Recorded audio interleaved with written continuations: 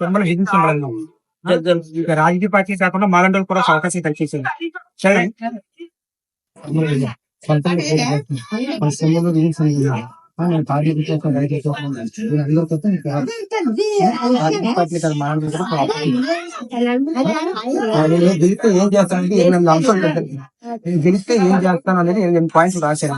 ఒకసారి మీ ఓడిపోతే తగ్గించండి. సరి చూసి మాకు పోతాయి. నేను గెలిస్తే ఏం చేస్తానని చెప్పి 8 అంశాలు రాశాను. నేను ఏ అంశాల మీద ఫైట్ చేసిన కూడా మీరు రాశాను. ఈ డీటెయిల్స్ పేపర్లో ఉన్నాయి. అనేక అంశాల మీద ఫైట్ చేశాను. నేను కాన్ఫరెన్స్ ఇచ్చారు కదా, మన సింబల్ విధి సింబల్ అన్నమాట.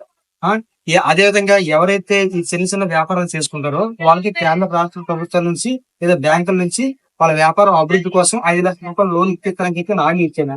ఇందులో 28 పాయింట్లు రాసింది. మీరు చూడండి, చదవండి.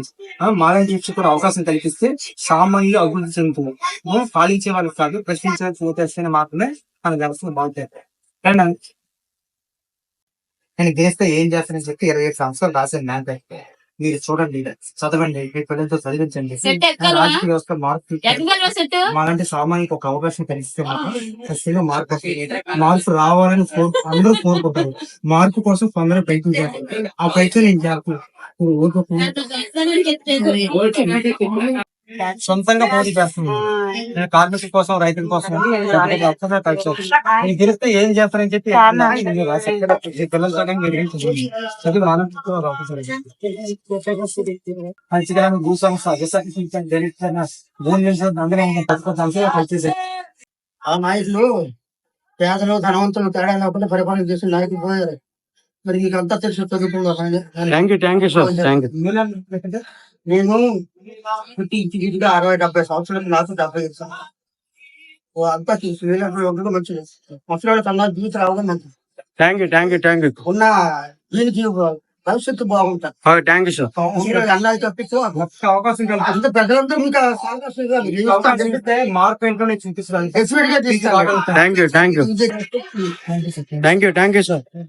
లేవు మధ్య నీళ్ళు లేవు.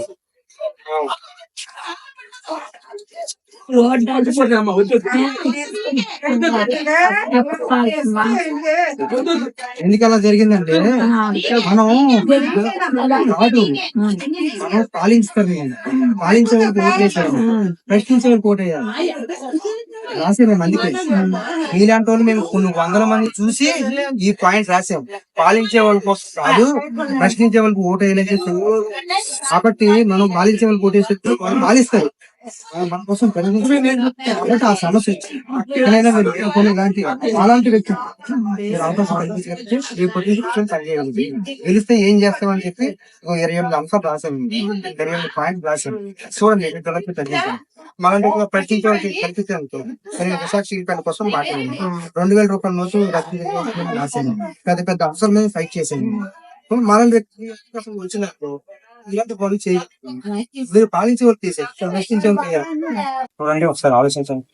మాకు కూడా ఒక అవకాశం కల్పింది, అందరికి అవకాశం కల్పిస్తున్నాం. మన యూత్ కూడా ఒక అవకాశం కల్పిస్తే మేము కూడా చట్టసభలో ప్రశ్నించడానికి అవకాశం ఉంది. అందుకే మన కంటెంట్ కూడా రాసాం. పాలించే వాళ్ళకి కాదు, ప్రశ్నించే అవకాశం ఇస్తుంది.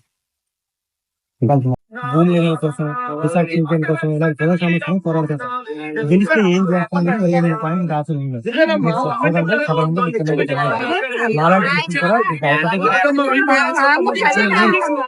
మన గుర్తు విజులు గుర్తు అనమాట. కార్మికుల కోసం, పేదవాళ్ళ కోసం ఈ అంశాల మీద ఫైట్ చేస్తుంటారు. మన పంచగ్రాముల భూ సమస్య పరిష్కరించాలని కూడా ఇక్కడ 2వ పాయింట్ లో రాశాను నేను. ఈ సమస్యలు ఎందుకు పరిష్కరించట్లేదంటే మనం పాలించే వాళ్ళకి ఓట్లు వేసామని, మనం ప్రశ్నించే వాళ్ళకి ఓట్లు వేయాలి. మనం పాలిస్తారు కదా, పాలించండి అని వేస్తున్నారు. ఎవరైతే పాలిస్తారో వాళ్ళకి వేస్తున్నారు. ప్రశ్నించే వాళ్ళకి కూడా ఓట్లు వేయాలి. ప్రశ్నించే వాళ్ళకి కూడా ఒక్కొక్కసారి ఓటు వేసారనుకో, అప్పుడు మన సమస్య పరిష్కారం అవుతుంది. మన సభ్యులు విజయం చెప్తారు. అవకాశం కల్పించండి. మాకు నాగరాజు పెందుర్తి ఇండిపెండెంట్ ఎమ్మెల్యే పోటీ చేస్తారు. మా సింబల్ విజయం Visakha steel plant, Polavaram project 2000 రూపాయలు పెద్ద ఫైట్ చేశాను. నేను నేషనల్ అవార్డు కూడా వచ్చింది. గెలిస్తే ఏం చేస్తానని చెప్పి 28 అంశం మేనిఫెస్టో క్లియర్ గా చెప్పండి. ఒకసారి చదవండి, ఆలోచించండి. విజయం ఏంటంటే పాలించే వారు కాదు, ప్రశ్నించే వారు పోటీ చేయాలి.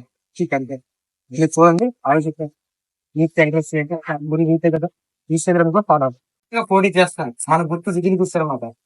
నేను కార్మికుల కోసం, రైతుల కోసం, ఈ విశాఖ చీఫ్ పెన్ కోసం ఇలాంటి వాటిని ప్రజా సమస్యలను పోరాటం చేస్తుంటాను. పంచగ్రామాల భూ సమస్య మీద కూడా నేను 2 మేనిఫెస్టో తెచ్చాను అన్నమాట. మనం పాలించే వరకు ఓటేసాను, ప్రశ్నించే వరకు ఓటేయాలి. పాలించే వరకు ఓటేస్తే మనం పాలించాలి, ప్రశ్నించే వరకు ఓటేసానుకో మన సమస్యను ప్రశ్నించగలుగుతాం. రాజకీయ పార్టీని కాదు, మాలాంటి వాళ్ళు కూడా ఆ పార్టీని కల్పించారు.